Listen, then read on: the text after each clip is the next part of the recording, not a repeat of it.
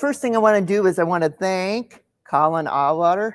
He's my research specialist, and he's the one who does all the heavy lifting and gets everything accomplished. I also have a bunch of grad students that keep me busy and the headaches running. So today we're going to talk about just onions and potatoes as far as trials. Last year, Dacthal was removed as a herbicide for use on onions. That usually was a standard for onions. I don't know why someone would pay so much money for something that did about a 50% weed control, but you know, when you don't have a lot of tools in the tool chest, yeah, you just gotta do what you can. So we continue with our weed control studies on onions, trying to evaluate for early weed control, as well as, moreover, I'd say it's crop safety. Onions are kind of like, I'd say, the sister to sugar beets. They just, boy, they don't want to come out of the ground, and they never canopy, they never compete. They're just, when we talk about a lot of applications, onion is that poster child for a lot of herbicide applications. We also wanted to evaluate some of the IR4 compounds that have that they're looking at to bring towards use in onions and how that would work in North Dakota.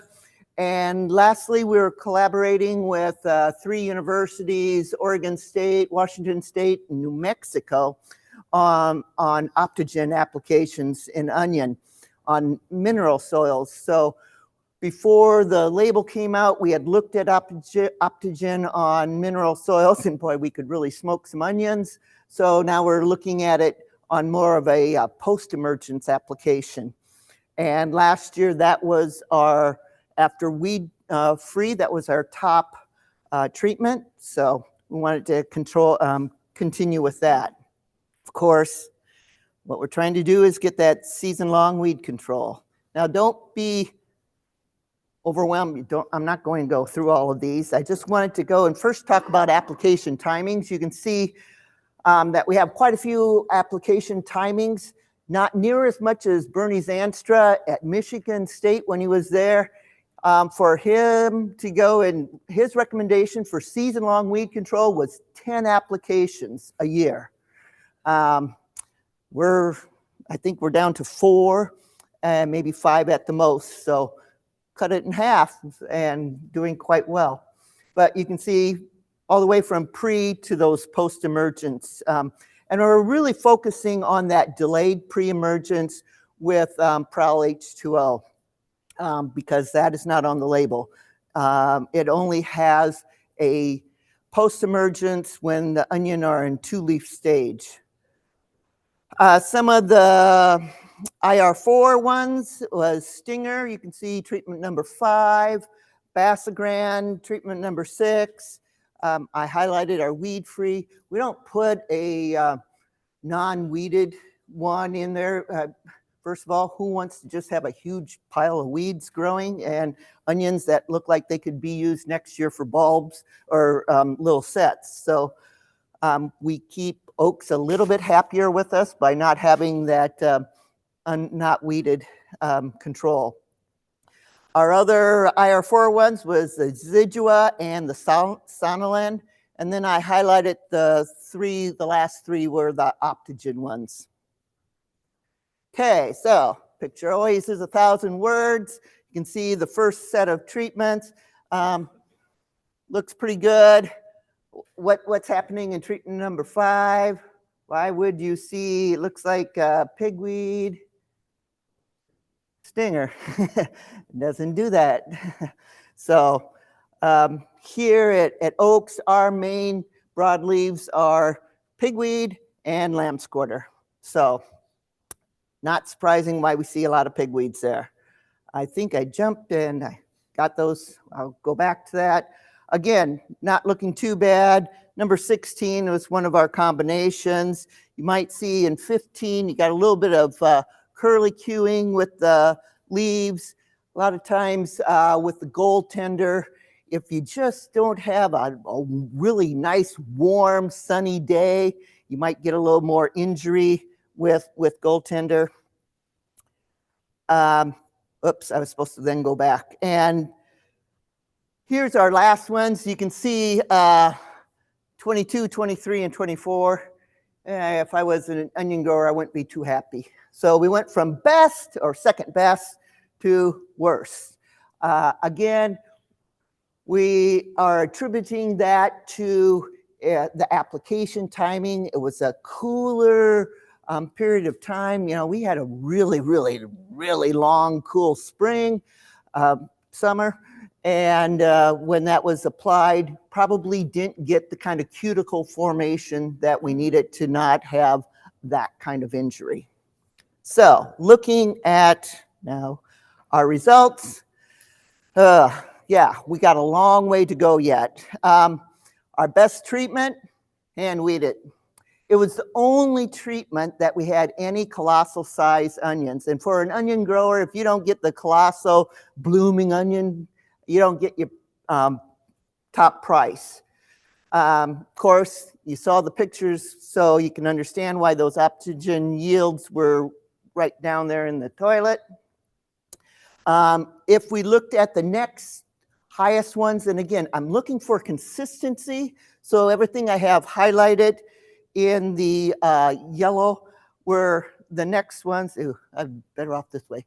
But I wanted, we have two different onion cultivars, Delgado and Legend, so I just highlighted something that was next after, of course, our highest yield with our weed-free. And then if it wasn't consistent, here, this is marketable, that's total.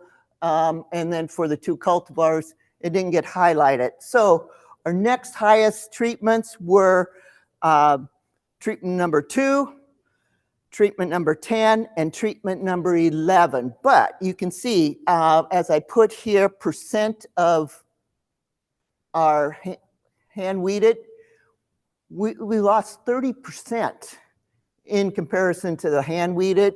For treatment number 10, 26%, and then back up to 32%. So on average, about 29, 30% yield reduction. But if you think about what it would cost to hand weed, will our growers be okay with that? So we're going to continue with our onion weed control studies, trying to help our growers out, because we do have a long ways to go. Last year, I think you may have remembered, I was talking about reducing chateau injury on potatoes. It is labeled in North Dakota, but there are a number of potato growing states where it isn't labeled because of the injury it can cause. The label goes and says you have to be sure to have at least 2 inches of soil covering that seed and those emerging stems to avoid any kind of injury. And we're doing this, we just need more, more tools. The growers are always relying on metribuzin for their broadleaf weed control, and we know that there are some shortcomings with metribuzin. So 3 years in a row, we looked at Russet Burbank for our potato cultivar, and what we found was our top marketable yields occurred when Chateau was applied 1x rate with no hilling, so right after planting, and then we came back at our regular hilling time with Boundary at the 1/2x rate, or if we made an early hilling after planting, and then we applied our Chateau 1/2 rate, and then we came back at regular hilling and applied another 1/2 rate of Chateau, and then finally our standard, which was Boundary. And again, regular hilling for us in North Dakota means when those potatoes are starting to poke out of the soil, we then throw more soil on top, and then we put down our herbicide. So what we wanted to do was to look at this with other potato types. So we went with reds and chippers. Our 3 chippers were the most probably kind of predominant ones grown, Dakota Pearl, Snowden, and Juanita, and our reds, Red Norland, Red Lesotho, and Sangre. And so what we did was we tried that one, a treatment where we had the Chateau plus boundary. Then we used Chateau, the regular rate at hilling. And then, of course, our standard again, boundary at hilling. So 3 cultivars of each, dry land and irrigated. And what we found out is that we had, at Oaks, we had a treatment by cultivar interaction. And so what we see here is for Red Lesotho, our combination was our highest marketable yield. And then our, when we use boundary alone or Chateau alone, that was lower. And then with Sangre, our highest was our Chateau alone. And then these two, well, actually, that was only different than when we went with our combination. And with Red Norland, it really didn't matter. If we look now at our chippers under irrigation, the only one that had any difference was with Juanita, where, again, our Chateau alone was better than the combination where we put half as much Chateau, and then it was 1x of Chateau followed by a half amount of boundary. So not sure what this is telling us. Of course, we're going to do this again this year just to see, because I can get something to work once almost all the time. To get it to work twice is usually something very different for me. Then looking at our dry land, same set. And what we had here was that with Red Norland, this time on dry land, we had that our top, and the only difference was that the Chateau plus, drawing a blank here, Chateau plus boundary was higher than boundary by itself. And that also happened with Red Lesotho, and then Sangre, we saw nothing. When we went, I thought it also was interesting, our yields were actually a little bit higher on dry land than they were in irrigated. When we looked at chippers then, we didn't have any real significance. You can see things were just all over the board, and we had a lot more variation, probably because of the chippers being grown on dry land in comparison to the irrigation. So as I said before, we want to redo this again this coming year and just see where we are as far as potatoes, and do that as well with the onions. And I will keep us going, getting done.